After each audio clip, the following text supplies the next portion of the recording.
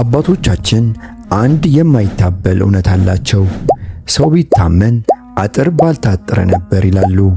ይህም ተራ አባባል አይደለም፣ ለዘመናት በክህደት ደም የተጻፈ የጥበብ መዝገብ ነው። አሁኑኑ ቆም በልና በቅርብ ያሉትን ሰዎች በአይነ ህሊና ተመልከት። ከነዚህ ሰዎች መካከል የትኛው ነገ ጠዋት ጉድጓድ እንደሚቆፍርልህ ብታውቅ ኖሮ ዛሬ ሰላም ተኝተህ ባላደርክ ነበር። ለምንድን ነው እጅግ የምታምነው ሰው የመጨረሻውን የክህደት ሰይፍ የሚሰነዝርብህ? ለምንድን ነው ቅንነትህ በክፋት የሚመለስልህ? እና ለምንድን ነው ሰዎች አንተን ለመርገጥ ዝግጁ የሆኑት? ዛሬ ለዓመታት ሰላም ለነሱ ለእነዚህ አሳዛኝ ጥያቄዎች ማንም ሊነግርህ የማይደፍረውንና እጅግ የሚያሳዝነውን እውነት ፊት ለፊት እነግርሃለሁ። አብዛኛው ሰው በሰዎች የሚከዳው ደግ ስለሆነ አይደለም፣ ይልቁንም ሞኝ ስለሆነ ነው። ዛሬ በዚህ ቪዲዮ በሰው ልጅ የጨለማ ማንነት ውስጥ ተሸሽጎ የሚገኘውንና አንተን እንዳሻንጉሊት የሚጫወትብን አንድ የማይታይ የክህደት ኮድ አጋልጣለሁ። ይህንንም ኮድ አንዴ ካደመጥከው በኋላ በዙሪያ ያሉ ሰዎች የሚናገሩትን ሳይሆን የሚያስቡትን ማወቅ ትጀምራለህ። ከእነዚህ ምስጢሮች መካከል የመጨረሻው ምስጢር የአንድን ሰው የውሸት ጭንብል በሰከንዶች ውስጥ ሰባብረህ እውነተኛ ማንነቱን የምታይበት እጅግ ኃይለኛ የስነ ልቦና መነጽር ነው። እስከ መጨረሻው ደቂቃ ድረስ አብረን ካልቆየ በሚቀጥሉት ሳምንታት በቅርብ ባለው ሰው የምትሰቃየው ስቃይ ከአቅም በላይ ይሆናል። ዛሬ የታማኝነት ሰለባ መሆንን አቁም።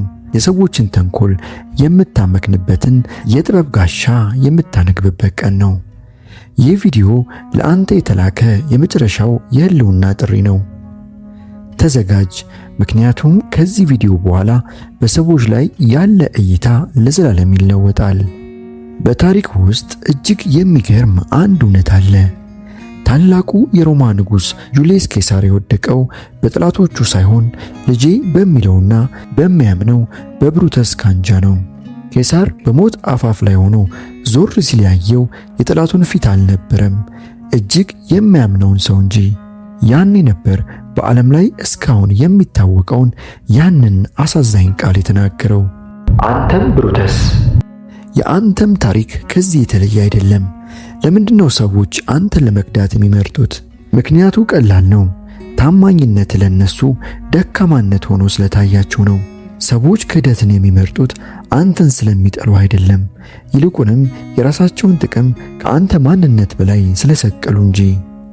ክህደት የሚወለደው ከማወቅ ሳይሆን ካለማወቅ ነው። አንተ ሰውን በልብ ስታነግስ፣ እሱ ግን አንተን እንደ መሰላል ነው የሚያይ። መሰላሉ አላስፈላጊ ሲሆን ደግሞ መረገጥህ አይቀሬ ነው። ለምንድን ነው ቅንነት በክፋት የሚመለሰው? ምክንያቱም አብዛኛው ሰው በውስጡ ራስ ወዳድነት የሚባል የታወረ ስሜት ስላለው ነው። ሰዎች አንተን የሚወዱት ለእነሱ እስከ ጠቀምክ ድረስ ብቻ ነው። ጥቅሙ ሲያልቅ፣ ቃል ሲቀልና ማንነት ሲደበዝዝ፣ ያ አምኗለሁ ያልከው ሰው የመጀመሪያው ድንጋይ ወርዋሪ ይሆናል። ይህ የሰው ልጅ ተፈጥሯዊ የህልውና ኮድ ነው። ሰዎች ጥቅማቸው ሲነካ አእምሯቸው የነበረውን ውለታ ፋቅ አድርጎ እንዲያጠፋ የታዘዘ ይመስላል። ሰዎችን አትመን ስልህ ሁሉንም ጥላ ማለት አይደለም፣ ይልቁንም በሰዎች ላይ ያለን ግምት ከፍ አታድርግ ማለቴ ነው። ሰው በሰው ላይ ተመክቶ አይኖርም የሚለውን ጥንታዊ እውነት እንመን። በአንድ ወቅት እጅግ የሚዋደዱ ጓደኛሞች ነበሩ። አንደኛው ሌላኛውን ሕይወቴን እሰጣለሁ ያው ነበር። ነገር ግን በጦርነት መሃል ስንቃቸው ሲያልቅ ያ ሕይወቱን እሰጣለሁ ያለው ሰው የመጀመሪያውን ቁራጭ ዳቦ ለመቀማት ጓደኛው ገደለው። ይህ ነው የሰው ልጅ እውነተኛ ማንነት።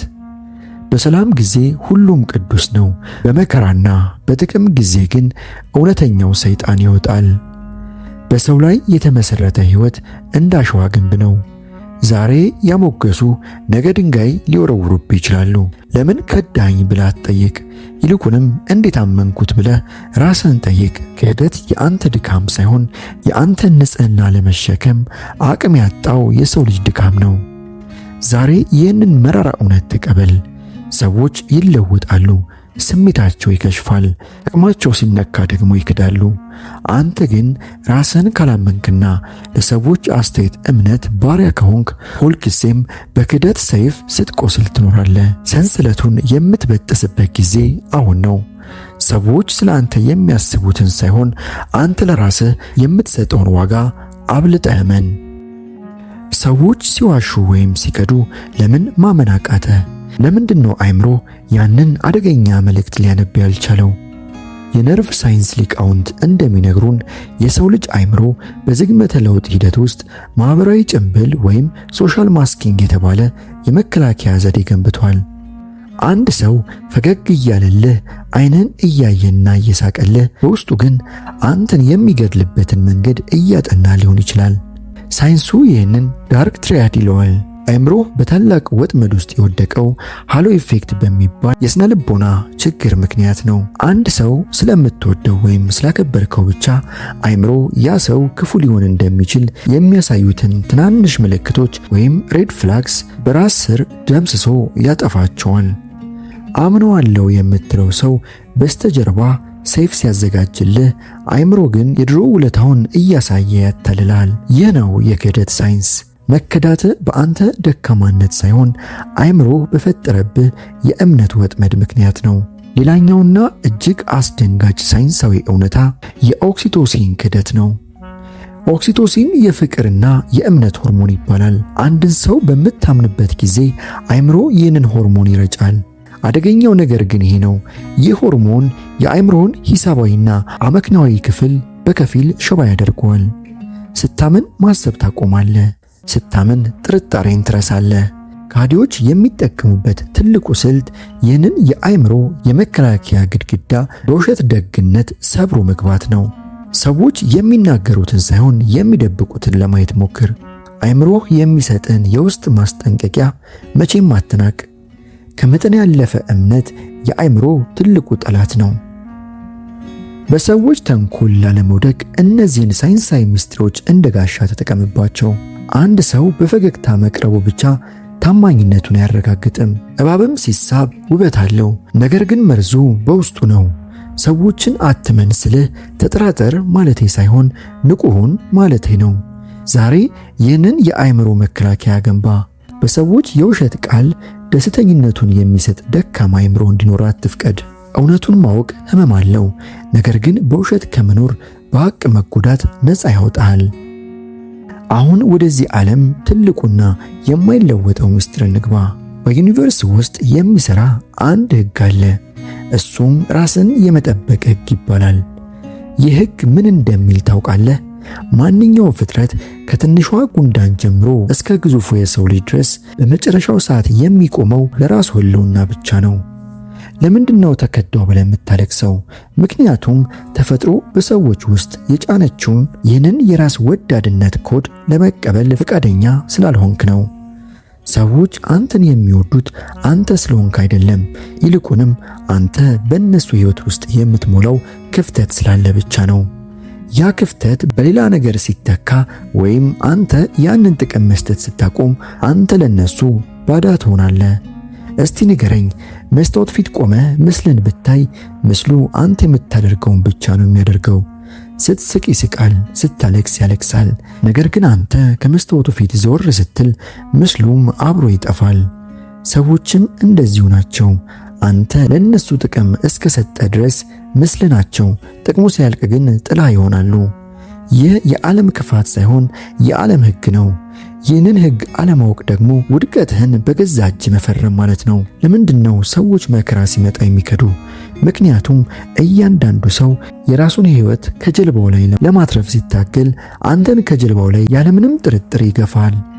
ጫካ ውስጥ አንበሳ ሲያባርራቸው የነበሩ ሁለት ጓደኛሞችን ታሪክ አስታውስ። አንደኛው ጫማውን ማሰር ሲጀምር ጓደኛው ምን እያረክ ነው? ከአንበሳው ቀድመ ልትሮጥ አትችልም አለው።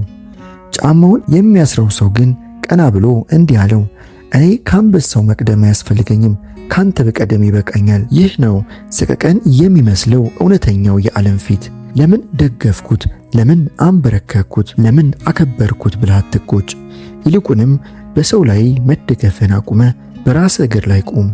ንስር ከፍ ብሎ በሰማይ ላይ የሚበረው ሰማዩን ስለሚተማመን ሳይሆን የራሱን ክንፎች ጥንካሬ ስላወቀ ነው።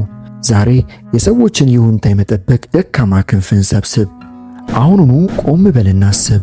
ሕይወትህ በሰዎች እጅ ያለ ቁልፍ ናት ወይስ አንተ ራስህ የቤተ መንግሥት ጌታ ነህ? እውነት ሁልጊዜም ነፃ ታወጣለች።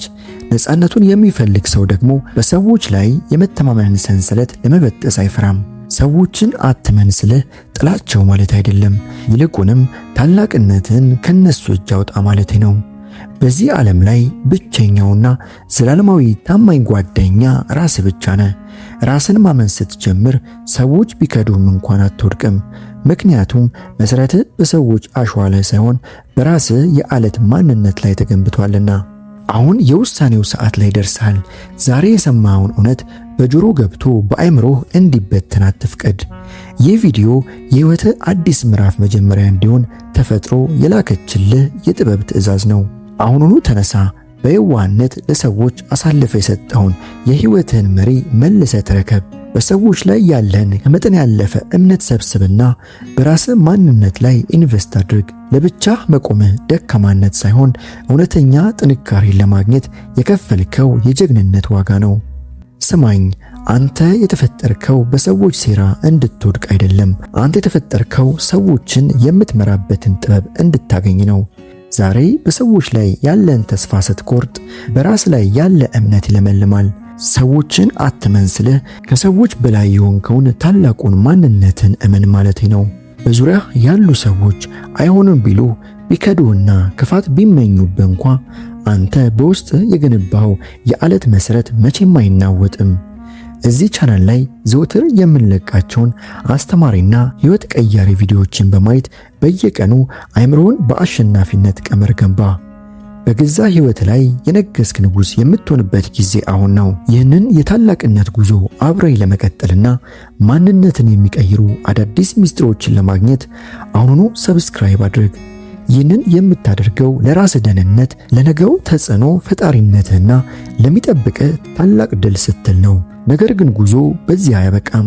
በሚቀጥለው አስደናቂና ሕይወት ቀያሪ ቪዲዮ እንገናኝ። አሸናፊነት እንደ አጋጣሚ የምታገኘው ውጤት ሳይሆን በየቀኑ የምትገነባው እውነተኛ ማንነት ይሁን።